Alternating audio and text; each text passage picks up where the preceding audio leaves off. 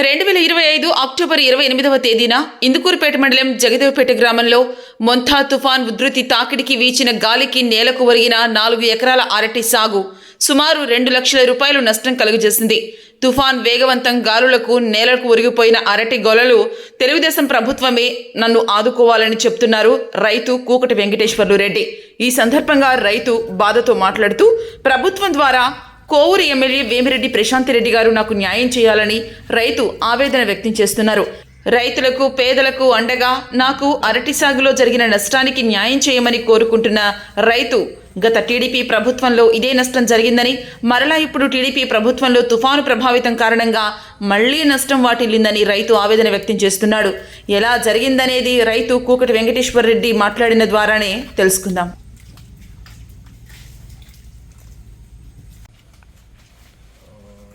మీ ఊరి పేరండి? ఇది నెల్లూరు జిల్లా ఇందుకూరుపేట మండలం జగదేవపేట గ్రామం అండి. ఈ తుఫానికి మీ అరటి చెట్లన్నీ పడుతున్నాయా? నిన్న సాయంత్రం 6 గంటల సమయంలో మాకు ఇక్కడ తీరం దాటదు, మచిలీపట్నం కాకినాడ అంటున్నారు, కొంచెం ధైర్యంగా ఉండేవండి.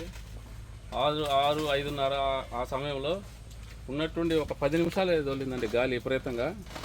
ఆ 10 నిమిషాలు గాలికే కరెక్ట్గా మా ఈ అరటి చెట్లు ఉండే ప్రాంతంలో ఎక్కువ సుడి తిరిగినట్టు ఉండేలేకే ఇవన్నీ గోల మీద ఈ విధంగా మొగ్గలు పొజిషన్లో ఉన్నాయండి.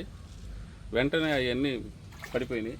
ఎక్కడన్నా గోల దిగిన చెట్టు నిలబడి ఉంది, కానీ మిగతా అన్నీ నాశనం అయిపోయింది. ఏమేమి వెరైటీలు వేసుంటారు మీరు ఈ అరటి చెట్లలో? ఈ అరటి చెట్లలోనే మామూలుగా మనం ఇక్కడ వేసేది ఎక్కువ అమృతపాణి, బంగ్లా, కూర అట్టి వేస్తామండి. ఇది బంగ్లా వెరైటీ. ఇది తక్కువ గాలి కూడా పడిపోద్దండి. ఇది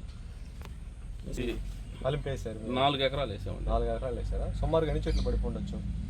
సుమారుగా ఒక 800 చెట్ల దాకా పడిపోయాయండి. 800 చెట్లు పడుతున్నాయి. ఈ 4 ఎకరాలకి ఎంత పెట్టుబడి పెట్టుంటారు మీరు? కానీ 2 లక్షల పైసలకు పెట్టున్నామండి. ఇప్పుడు కూడా కరెక్ట్గా చేతికి వచ్చే టైం ఇది. ఇంకొక నెల 2 నెలలు అయితే మొత్తం గొల్లలు కటింగ్ వచ్చేస్తాయండి. జనవరి కల్లా కటింగ్ వచ్చేస్తాయి. ఇప్పుడే లేత గొల్లే ఉన్నాయండి. అన్నీ దేనికి కూడా పనికిరావు. ఇవి పడిపోయినాయి కూడా. పూర్తిగా గొల్లలు తీసిన చెట్ల వరకే పడిపోయినాయా? మొత్తం పడిపోయినాయి?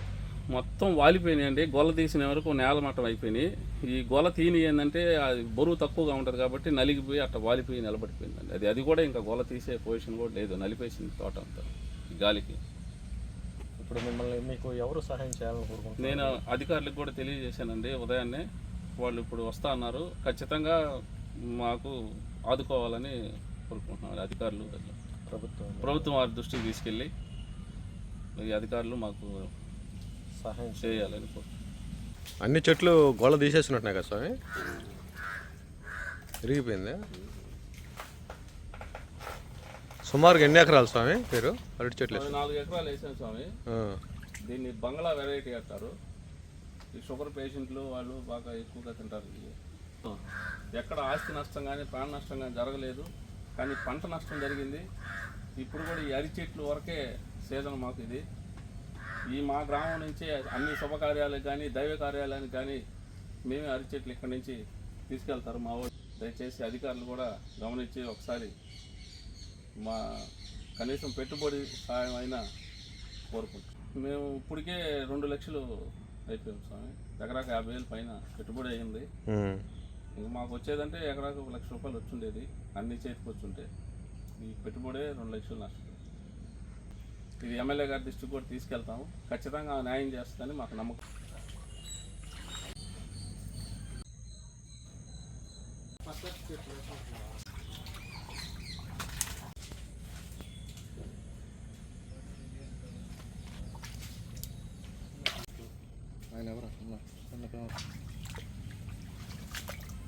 గాలి వల్ల